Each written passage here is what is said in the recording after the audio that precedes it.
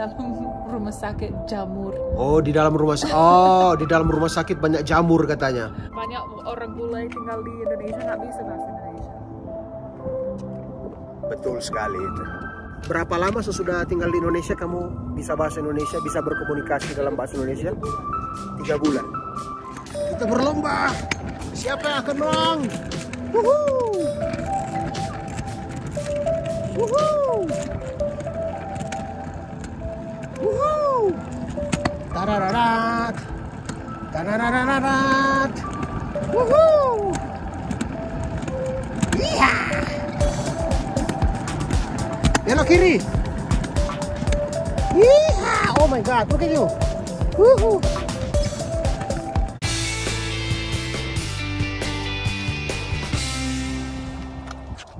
Halo kawan, jumpa lagi di sini dengan saya, Ekonomat aka Young Manis aka Ayam Jago. Kamu tahu ayam jago apa artinya ayam jago? Hah? No, what's ayam jago? Ayam jago itu a chicken. Yeah, I know. Chicken who are good to fight. So you call yourself a fighter chicken? Yes. apa yang lucu, Ibu? It's funny. Ya, kamu nggak pernah dengar istilah itu ya, ayam jago? Ya, belum pernah. Oke, jadi kawan, si ibu negara saya ini, ibu negara yang mulia, bahasa Indonesianya nggak terlalu bagus. Yeah, but so is fine. No, you reply me with English. You should reply me with bahasa. Di sini lupa banyak. 3 bulan lupa banyak. Ya. Tapi masih bagus bahasa Indonesia. Oke. Banyak orang bule tinggal di Indonesia nggak bisa bahasa Indonesia. Betul sekali itu. Waktu kita dulu tinggal di Bali, kita menjumpai banyak orang asing yang tinggal di Bali bertahun-tahun. Ada yang udah 5 tahun, 10 tahun, 15 tahun, bahkan ada yang sampai udah 20, 25 tahun tapi nggak bisa bahasa Indonesia. That's embarrassing. Memalukan. Ya, harusnya karena bahasa Indonesia itu nggak terlalu susah. Bahasa Indonesia adalah bahasa yang termasuk di kategori bahasa di dunia yang paling mudah. Kenapa? Karena kita nggak punya grammar yang sulit. Nggak kayak bahasa Inggris. Bahasa Inggris itu berubah, kata kerjanya bisa berubah sesuai dengan. Oh my god, cepat sekali kamu. I found some emperors. Good job. Holy moly guacamole. Cari lagi. Wah, pergi sana cari lagi. Oh, awas. Oh. Where's the other emperor? You threw it on the ground. It's over there. Dad, put this in your pocket. Here, I'll take it. Oke, kasih mami. Good job. Put Sekarang, this in your pocket. sekarang kamu cari gold, emas. Gold? Kan emerald udah dapat, sekarang gold. How are you?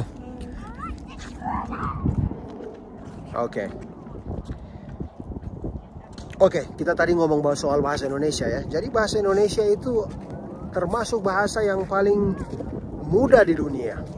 Dibandingkan dengan bahasa Rusia, bahasa Skandinavia, bahasa Thailand.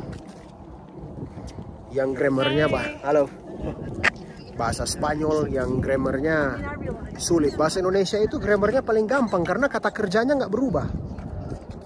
Iya kan? Nggak kayak bahasa Inggris. Kalau bahasa Inggris makan, dia bisa berubah kalau udah waktu lampau. Iya kan? Eat itu waktu sekarang. Ate artinya sudah makan. Apa lagi? Have eaten. Like have eaten berarti ya sudah makan. Masa lampau. Jadi kata kerjanya Sekarang. gimana? Eating. Makan sekarang. Eating Going to eat. artinya lagi makan sekarang. Going to eat. Oke, anyway lanjut. Ya tadi kita ngomong soal orang asing yang tinggal di Indonesia. Banyak yang bertahun-tahun tinggal di Indonesia tapi tetap nggak bisa bahasa Indonesia. Ya. Dan saya ingat kamu berapa lama waktu tinggal di Indonesia dulu? Let's Terus try. bisa bahasa Indonesia? Daddy and Mommy. Oke. This time, Ini anak saya ini pengganggu. Mommy, this time we're gonna Lagi ngomong find. ganggu-ganggu. This time we're gonna find treasure leaves. Treasure leaves. I'll find them. Oke. Kamu berapa lama di Indonesia?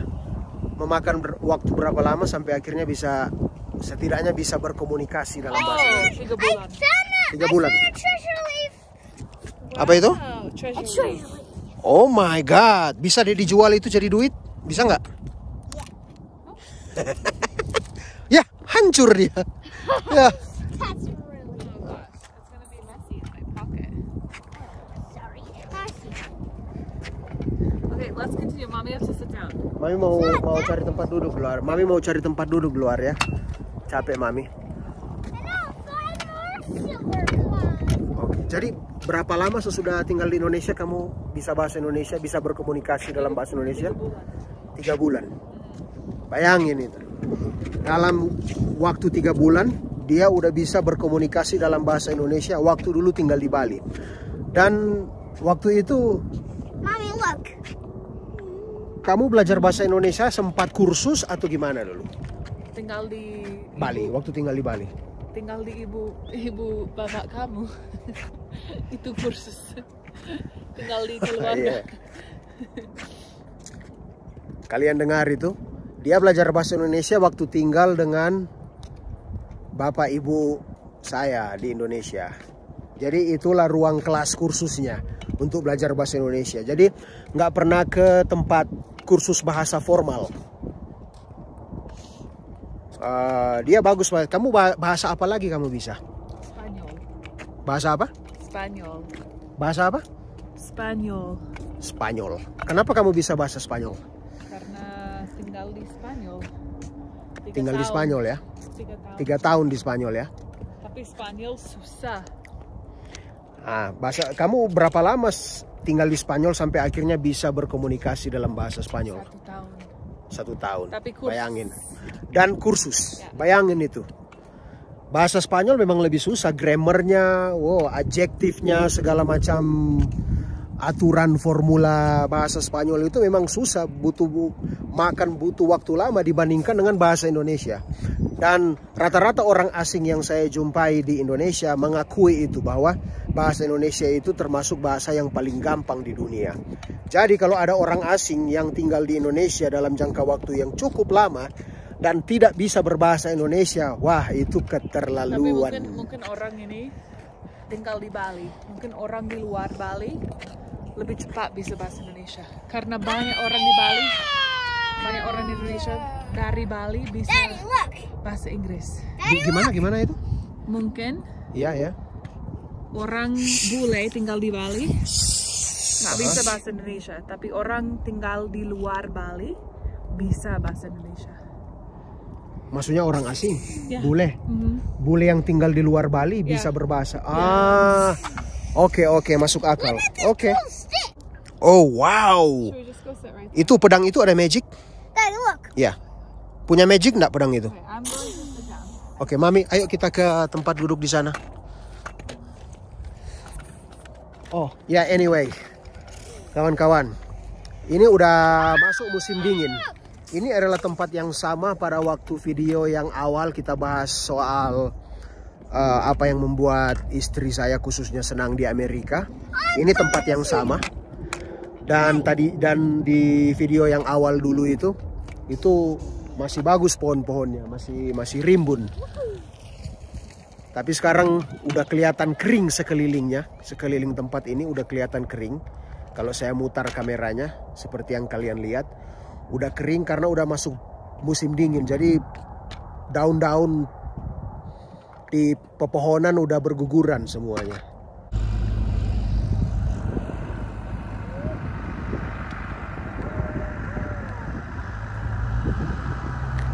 Mami sama Daddy mau bicara dulu, oke? We're gonna talk something. Oke, di video yang dulu, beberapa waktu lalu, kita bikin video soal apa yang membuat ibu negara ini senang dengan Amerika. Dan hari ini kita akan bikin part keduanya atau bagian keduanya. Yang video yang awal buat ibu negara yang bikin dia senang di Amerika adalah pendidikan di sini, pendidikan yang gratis, kegiatan-kegiatan pemerintah seputar pendidikan yang gratis buat anak-anak, dan yang kedua ruang-ruang terbuka hijau atau tempat-tempat publik. Yeah. My hand's gonna smell like a stick, so I gotta wash it at home. Okay. Oke, nanti cuci di rumah ya. Oke. I also said something about immigration. Oh, dan imigrasi. Ya, karena dia nggak perlu lagi deal dengan imigrasi. Karena waktu dulu di Amerika dia tiap bulan, pada awalnya waktu awal-awal tinggal di Indonesia, dia tiap bulan harus melapor ke imigrasi. Kemudian 1 tahun 1 kali. Sekarang nggak perlu lagi dia pusing-pusing soal itu. Sekarang saya yang harus pusing dengan imigrasi. Ya, tapi nggak setiap bulan. Tapi nggak setiap bulan. Oke, terus sekarang kamu mau tambahin lagi apa yang bikin kamu senang di Amerika? Apa yang membuat kamu memutuskan untuk pindah dari Bali, dari Indonesia ke Amerika? Rumah sakit, kesehatan. Kesehatan ya, rumah sakit ya. Ya, lebih bagus di sini. Lebih bagus rumah sakit di sini ya. Kenapa? Kenapa di waktu di Bali dulu khususnya, kenapa emang rumah sakit di sana? Fasilitas nggak bagus. Fasilitas nggak bagus, masa sih? Really? Yes. Oke, contohnya? Give example. Dan banyak jamur di dalam. Hah? Di dalam rumah sakit, jamur. Oh, di dalam rumah sakit banyak jamur katanya. Apa kayak lembab gitu ya, kayak atapnya, kayak plafonnya, itu banyak rumah sakit yang apa namanya? Kurang diperhatikan lah. Iya kan, kadang-kala pernah waktu kita di rumah sakit itu di sana ada atap plafon yang airnya menetes-menetes itu. Iya, itu padahal di rumah sakit Siloam. Rumah sakit terbaik lah kalau bisa dibilang di Bali itu ya, rumah sakit Siloam ya. Ya. Yang mahal di situ juga. Mahal. Di sini buat aku gratis. Iya, Karena sekarang aku nggak kerja, jadi dapat bantuan sosial. Ya, asuransi kesehatan gratis. Oke. Kalian dengar itu, karena memang kita belum lama pindah ke Amerika ya. Baru beberapa bulan kita pindah dari Bali, Indonesia ke sini, ke Amerika. Jadi kita baru awal-awal step untuk apa namanya? Untuk set up di sinilah. Iya kan? Dan jadi istri saya juga saat ini dalam keadaan hamil. Jadi dia memutuskan untuk tidak kerja, istirahat dulu. Dan oleh karena itu dia mendapatkan bantuan sosial dari pemerintah, yakni perawatan rumah sakit yang gratis. Ya, disitulah yang juga bagus di sini, yang membuat istri saya ini khususnya merasa lebih nyaman atau lebih safe, lebih merasa aman di sini di saat kehamilan seperti ini. Ada lagi? Apa lagi? Rumah sakit baru apa lagi? Makanan. Organik. Makanan organik. Kenapa itu? Kenapa makanan organik? Karena di Bali nggak ada banyak makanan organik di sana. Nggak banyak pilihan tempat untuk belanja makanan organik ya? Iya. Di sini banyak. Makanan organik yang bebas dari bahan-bahan kimia maksudnya. Iya. Kalau di sini di mana-mana itu gampang dijumpai, ditemui, karena trennya di sini orang-orang sini. Harga lebih murah kadang-kadang di sini. Untuk makanan ya, lebih organik, murah. Ya. Untuk bahan-bahan organik lebih murah di sini ya. Ya. Kadang-kadang, nggak selalu. Oke. Jadi makanan organik, yang makanan bebas kimia itu lebih gampang dijumpai di sini daripada waktu dia dulu ada di Indonesia. Dan bahan-bahan organik di Bali itu waktu kita tinggal di sana mahal. Karena rata-rata import juga. Iya kan, import rata-rata. Walaupun bahan-bahan produk di sana mahal memang ya, iya memang mahal. Iya. Oke. Selain itu apa lagi? Jadi rumah sakit atau kesehatan, makanan, apa lagi?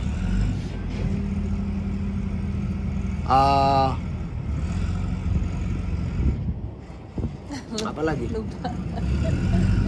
Jadi kita lanjut. Pakaian. Pakaian di sini murah-murah, coy. Pakaian, baju. Iya ya. Dan justru saya dapati pakaian di sini harganya bisa setengah lebih murah daripada di Indonesia. Ya? Ya. Betul ya? Kayak misalnya pakaian bayi. Kalau pakaian anak-anak, Oh, semua buat bayi.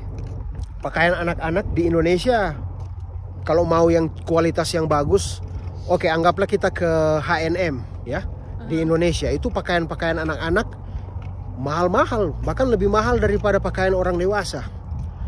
Tapi kalau di sini yang pakaian-pakaian buat anak-anak itu bisa setengah atau 30% lebih murah. Dan itu kualitas-kualitas yang bagus. Atau gratis dari orang. Atau bahkan gratis ya. Video sebelumnya itu kita tunjukin ke kalian gimana cara kita menghemat uang dan mendapatkan barang-barang gratis yang relatif masih baru daripada orang-orang. Nah, dan itulah di sini. Jadi orang-orang di sini mereka punya budaya yang cukup kuat untuk mendonasikan barang-barang mereka yang masih relatif baru dan masih layak untuk digunakan kepada orang-orang. Dan itu juga sangat menolong bagi kita untuk menghemat uang. Begitu. Ya, Pep ya? Ya.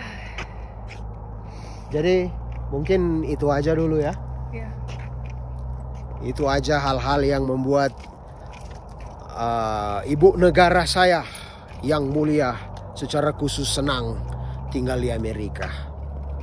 Oke, kawan-kawan. Sampai jumpa di episode yang mendatang. Terima kasih sudah menonton. Jangan lupa subscribe. Sampai jumpa.